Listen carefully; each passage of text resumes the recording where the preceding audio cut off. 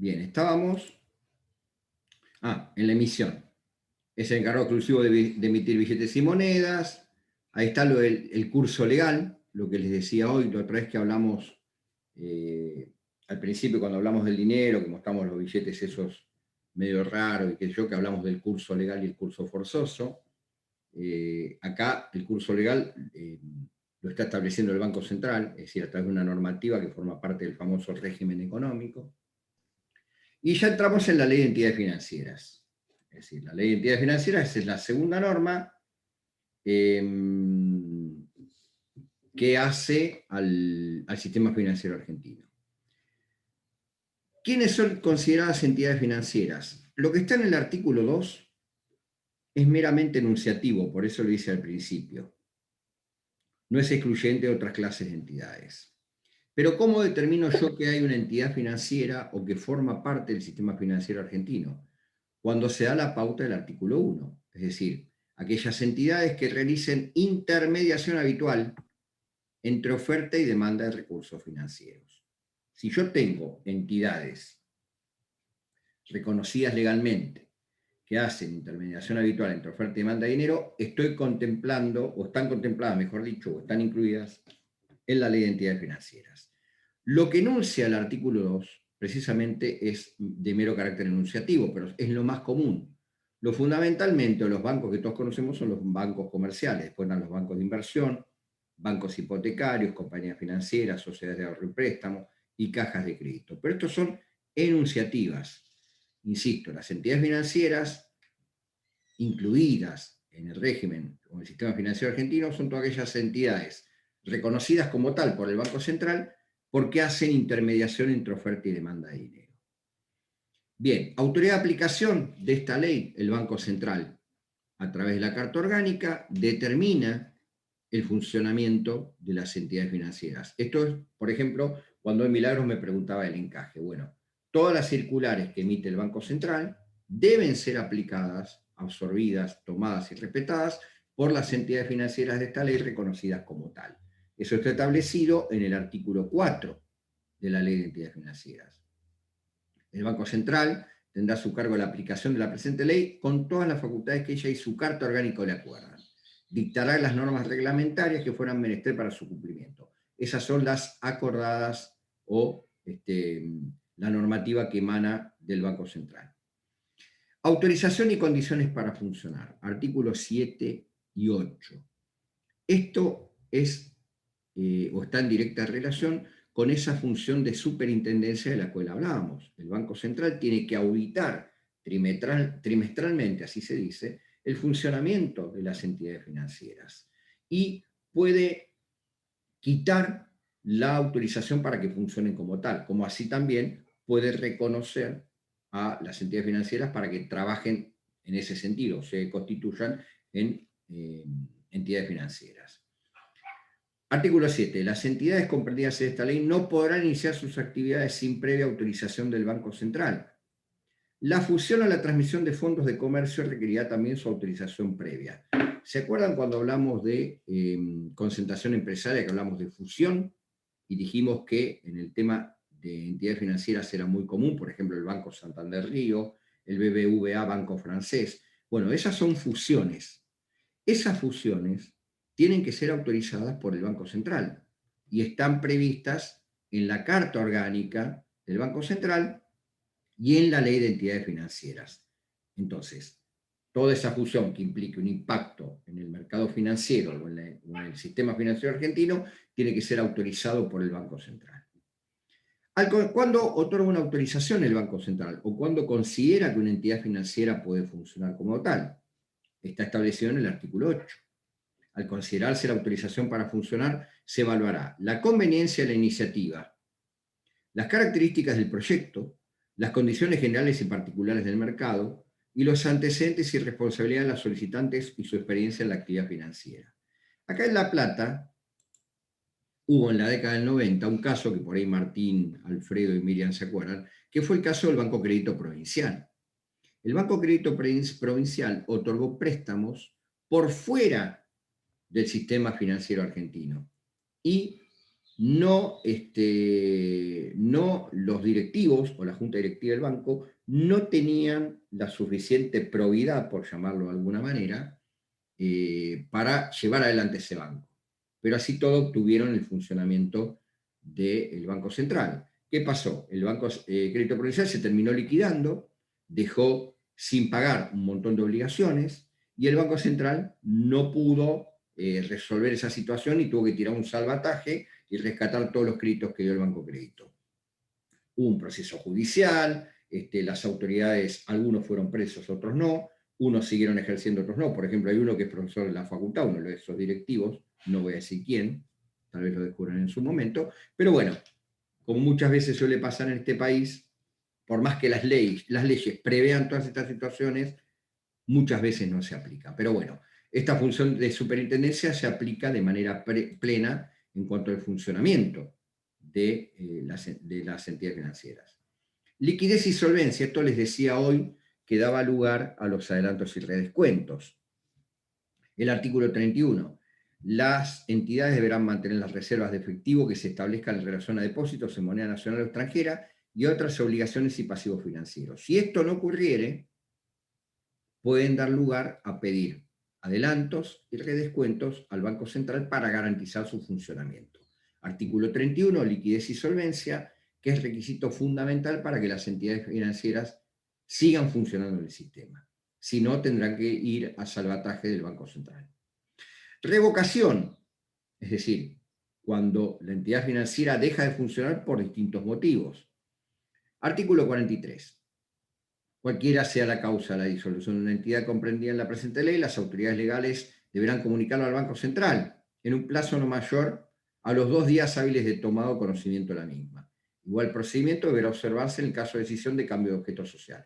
Esto está bien reflejado en el final de Nueve Reinas, es decir, se fueron los directivos, se borraron y no notificaron nada, y dejaron a la entidad sin cumplir con sus obligaciones.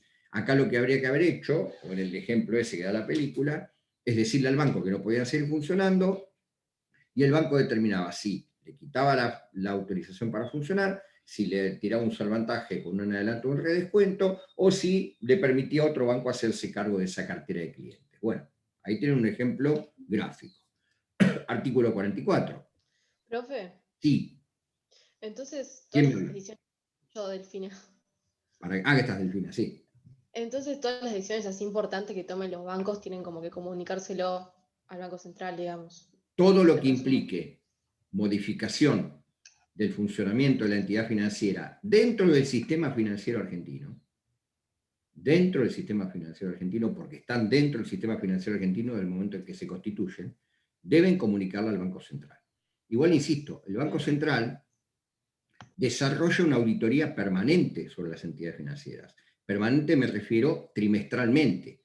Vos, trimestralmente, podés ir determinando cuál es el sentido que lleva la entidad financiera y podés auditar, colocar vedores o controlar con mayor firmeza o cercanía de acuerdo al balance que te muestre la entidad financiera. Pero insisto, muy buena la pregunta. Toda actividad o actitud o modificación del sistema de funcionamiento de las entidades financieras que repercute en el sistema financiero en el cual están incluidas, sistema financiero argentino, tiene que ser comunicada al Banco Central. Por ejemplo, cambia el directorio y de acuerdo a eso que vimos recién, que los directivos o los funcionarios responsables de la entidad financiera tienen que tener cierta probidad en el tema, tiene que ser comunicado al Banco Central. Cambia la composición de las acciones, tenés que comunicarlo al Banco Central. Cambia tu cartera de clientes, tenés que comunicarlo. Te fusionás con otro, tenés que comunicarlo. ¿Por qué? Porque estás bajo un paraguas normativo que indica que el Banco Central es tu jefe, por llamarlo de alguna manera, o es a quien vos tenés que rendirle cuentas. Entonces, toda modificación, insisto, que implique un efecto sobre el sistema financiero, tiene que ser comunicada. ¿Sí? Bárbaro. Bien. Sí, porque todo decías que había que comunicarlo, entonces, no, todo Sí, lo sí. importante. Que tenga impacto directo sobre el sistema financiero y el funcionamiento de esa entidad. Bárbaro. Desde la designación de autoridades hasta modificación de las condiciones de otorgamiento de préstamos, la cartera de clientes, cambio patrimonial, todo tiene que comunicarse. ¿Mm? Pero para eso además el Banco Central tiene que cumplir con su función de auditora. Y en caso de que la situación se agrave, más aún, devedora. ¿Qué quiere decir devedora? De controladora de la situación de la entidad. El Banco Central puede consignar vedores que controlen el funcionamiento de la entidad diariamente. ¿Mm? Bien. Seguimos. Bueno, el Banco Central podrá resolver. A pedido de las autoridades, es decir, porque la entidad financiera no quiere seguir funcionando, Delfina, en los casos de disolución, cuando se disuelva, por afectación de la solvencia y liquidez de la entidad, que a juicio del Banco Central, mirá, Delfina, no pudiera resolverse por medio de un plan de regularización y saneamiento. Ahí se le puede quitar la autorización para seguir funcionando. Bueno, y demás casos previstos en la ley. Bien, esto es lo principal de ambas leyes. Lean ambas leyes. De acá seguramente van preguntas.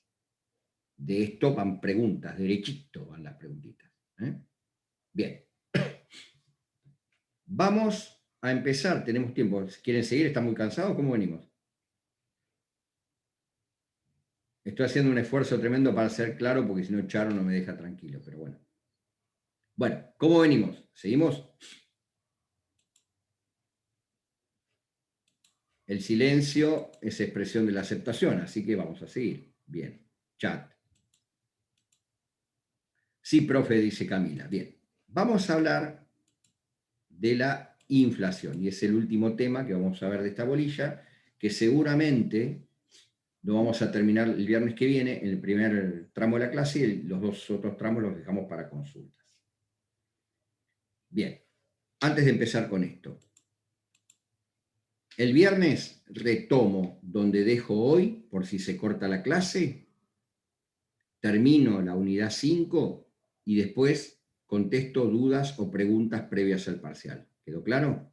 Si se corta hoy, nos vemos el viernes directamente, retomamos donde dejo y el viernes contesto dudas y preguntas. Traten de leer porque si no, no van a tener que preguntarme, pero el viernes se sacan todas las dudas que tengan. Bien. Vamos a hablar de la inflación. En la economía hay tres movimientos de los precios. Puede haber tres movimientos de los precios. Puede haber un movimiento de inflación, un movimiento de deflación y un movimiento de estanflación. ¿Cuándo hay inflación? ¿Cuándo se provoca o cuándo se inicia un proceso inflacionario? ¿O cómo definimos la inflación? La inflación es el alza generalizada y sostenida de los precios de los bienes y servicios en una economía en un periodo de tiempo determinado. Alza generalizada y sostenida. Estas son las dos características.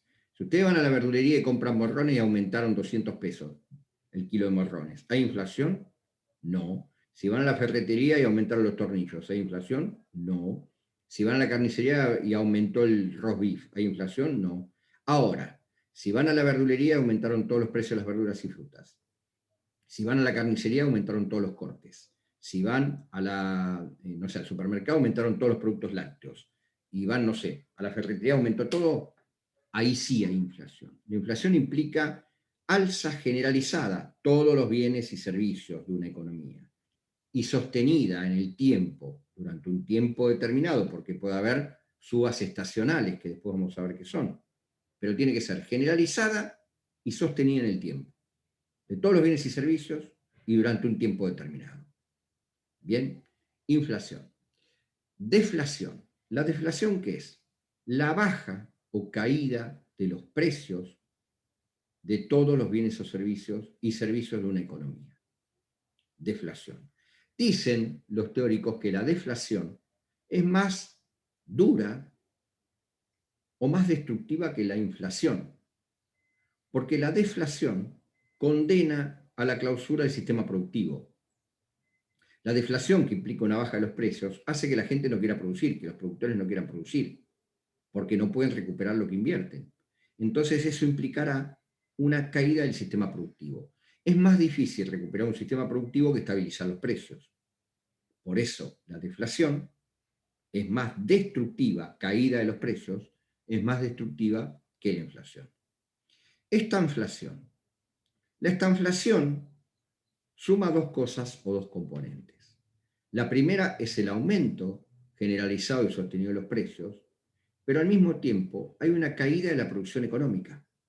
No se producen bienes y servicios. Entonces, los pocos bienes y servicios que hay en una economía tienden a aumentar de precios.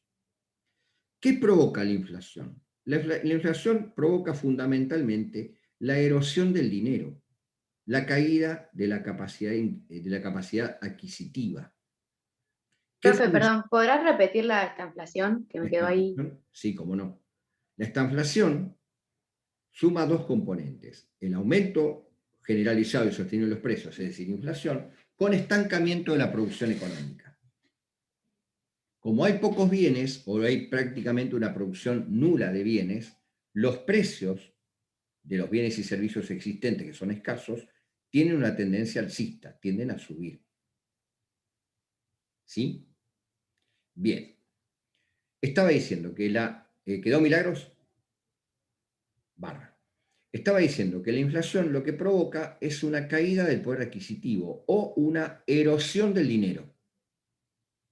¿Qué función de las tres que vimos la clase pasada sobre el dinero se ve menoscabada por la inflación?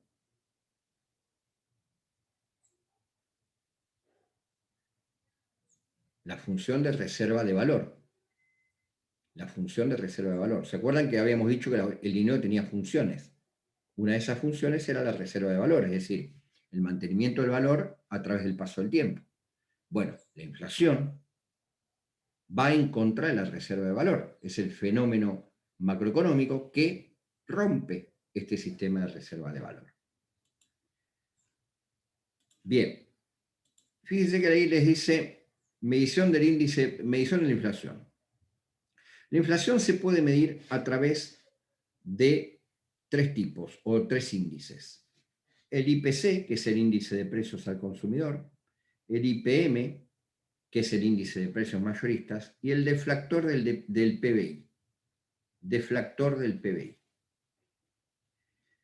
Lo que es deflactor del PBI lo vamos a ver en la unidad 6, porque no saben lo que es el Producto Bruto Interno todavía. Entonces, cuando veamos Producto Bruto Interno, vamos a volver sobre el deflactor del PBI, que es una forma de medir la inflación.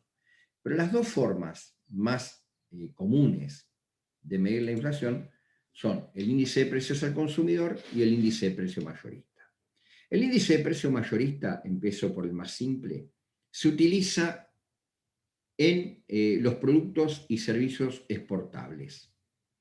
El índice de precio mayorista es el que se utiliza para medir la inflación ante registros de exportación, bienes y servicios exportables. ¿Por qué? ¿Qué muestra el índice de precios mayoristas que es de exportación? Muestra la capacidad competitiva de los productos, de los bienes y servicios que tiene un país en relación con el extranjero. Índice de precios mayoristas. Se utiliza para exportación, básicamente. El más utilizado es el índice de precios al consumidor. ¿Escucharon hablar de la canasta básica? De la canasta básica, la canasta de bienes y servicios, la canasta total. Bueno, la canasta básica arroja un índice. Y ese índice es el índice inflacionario. Y ese índice es el que contempla el índice de precios al consumidor. ¿Qué se toma o qué elementos se toman en la canasta básica? ¿Qué rubro? La alimentación, la vivienda. Muy bien. Alimentación, falta, vivienda, transporte puede ser. ¿Transporte? No, alimentación, vivienda, educación y salud. Y salud. Y salud. Esos son los componentes de la canasta básica. Entonces, a esos componentes se analiza el crecimiento o la evolución de los precios y se saca un índice. Son los precios que todos consumimos, son los productos que todos consumimos, por eso es índice de precios al consumidor. La inflación se calcula con ese índice de precios al consumidor sobre esa canasta básica. y es la evolución de los precios de los productos que hacen esa canasta básica: alimentación, vivienda, educación y salud. ¿Mm? Dentro de la vivienda también se puede incluir a la vestimenta, porque también entra en un rubro que hace a la medición de la inflación. Bien, índice de precios al consumidor e índice de precios mayorista. Tengan en cuenta la diferencia de uno y otro. Uno es para exportación, con competitividad del Estado con el mundo exterior, y otro es el más utilizado, que son los precios de los bienes y servicios que consume una economía en forma regular. Bien, vamos a ver a dónde llegamos. Tipos, causas y teorías de la inflación. Bien, acá vamos a hablar de los tipos primero. Vamos a hablar de la inflación inducida por la demanda. Inflación inducida por la demanda. ¿Cuándo se da la inflación inducida por la demanda? Cuando los consumidores se vuelcan al mercado a consumir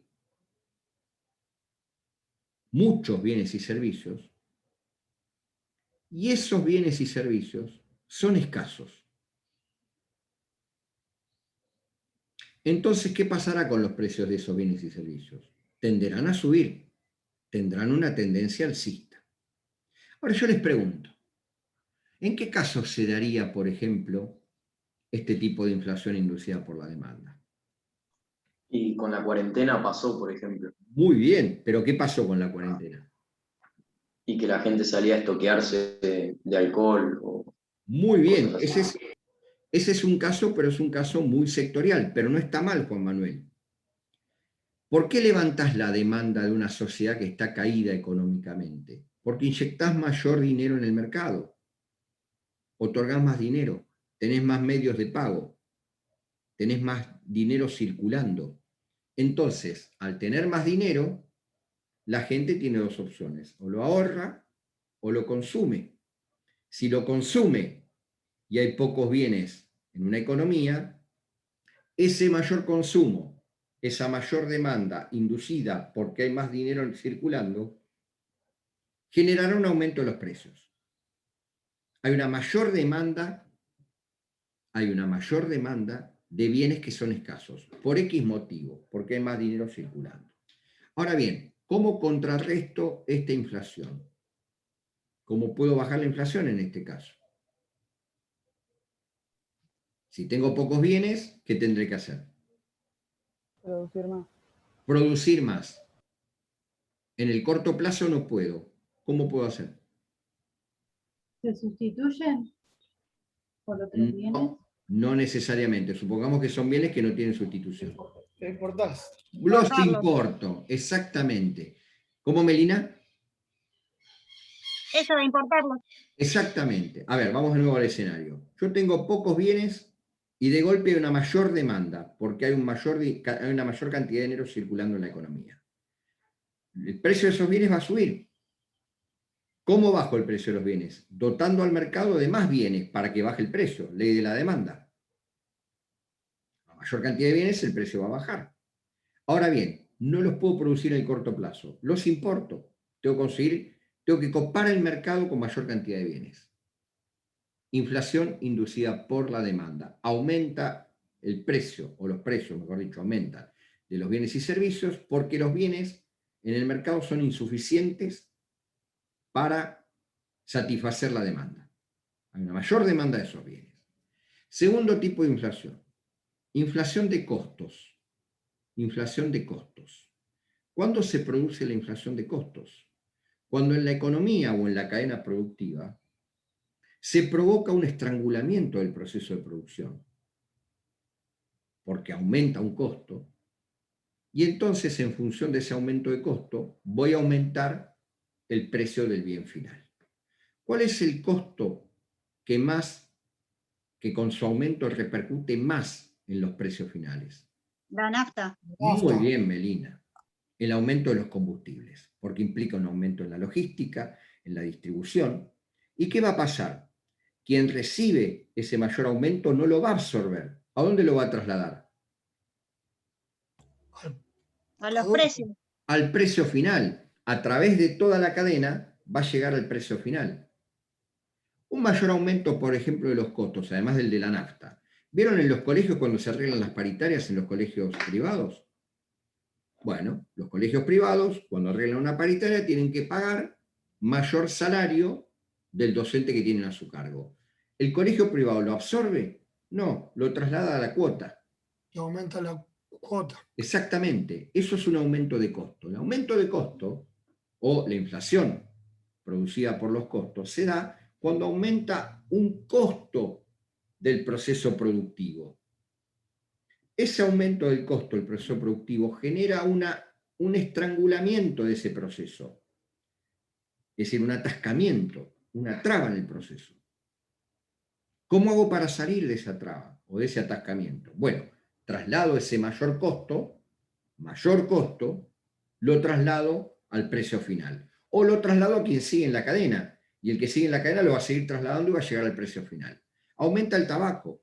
¿A dónde se traslada?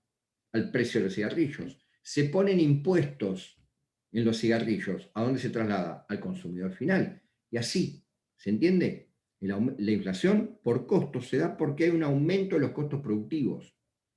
Si no se descomprime ese aumento con el traslado a el bien final o al precio final, se produce el estrangulamiento de la cadena de producción. Bien, y vamos a hablar, ¿me van entendiendo hasta ahí? Y vamos a hablar del otro tipo, que es la inflación estructural, que está aquí abajo, que está dentro de los tipos de inflación. ¿Se acuerdan cuando, inflación estructural? ¿Se acuerdan cuando en la unidad 2 hablábamos de la CEPAL, que yo les dije no vamos a hablar de la CEPAL ahora? Bueno, esto sí es importante en relación a lo que vimos en la unidad 2 de la CEPAL, o lo que no vimos, mejor dicho. La inflación estructural, o la inflación propia de los países subdesarrollados, tercermundistas o periféricos, es una inflación que se provoca por la forma productiva que tienen este tipo de países. Inflación estructural. No es inflación inducida por la demanda, no es inflación de los costos, es una inflación que se genera por la estructura productiva de los países que tienen este tipo de inflación. ¿Y cómo es esa estructura productiva? Es una estructura que atrasa el sistema de precios. ¿Qué produce Argentina? Materia prima. Materia prima. ¿Qué compra Argentina? Bienes manufacturados, tecnología. ¿Sí? Entonces, ¿qué aumenta más rápido? ¿La tecnología y los bienes manufacturados o la materia prima? Los bienes manufacturados. Los bienes manufacturados. Entonces, entre el aumento de los bienes manufacturados y el precio de la materia prima, hay una brecha que se va ensanchando, se va agrandando. Es decir, si yo con 1 kilo de tonelada de soja equivalen a la compra de tecnología, cuando la tecnología aumente su valor, voy a necesitar 2 kilos de tonelada de soja para comprar la misma tecnología. Entonces, ¿qué voy a hacer? Voy a tener una inflación que se produce internamente por mi estructura productiva. Entonces, en los países fundamentalmente periféricos, es decir, aquellos que son productores de materia prima, se da esta inflación estructural, que se mide ¿de qué manera? Por la estructura económico-productiva de estos países. Y que hace que, para achicar la brecha, anda Milagros, anda tranquila, se tiene que retirar. Chao Mili, nos vemos el viernes. Para achicar la brecha con los países productores de tecnología, se aumenten los precios de la materia prima. Se aumenten los precios de la materia prima. Insisto, la inflación estructural es aquel proceso inflacionario que se da en aquellos países que tienen estructuras productivas basadas en materia prima, en la exportación de materia prima, y que tienen que aumentar sus precios, y ahí se da el aumento inflacionario, para poder alcanzar o para poder achicar la brecha con los países productores de productos manufacturados. Milagros también, nos vemos el viernes. Bueno, ¿preguntas hasta acá? Vamos a cortar acá hoy. ¿Alguna pregunta de esto último? Le quería avisar antes que termine el Zoom que el poco la unidad 5 que nos pasó, dice Daniela. No faltan los diapositivas que usted nos mostró. No, ya lo reemplacé, Daniela. Ya lo reemplacé, así que chequenlo, pero lo reemplacé. Fíjense cuál cosa me fijó, ¿no? Gracias, Messi. Bueno. ¿Alguna pregunta hasta acá con esto que vimos? ¿Ya lo expliqué un poquito mejor o más o menos?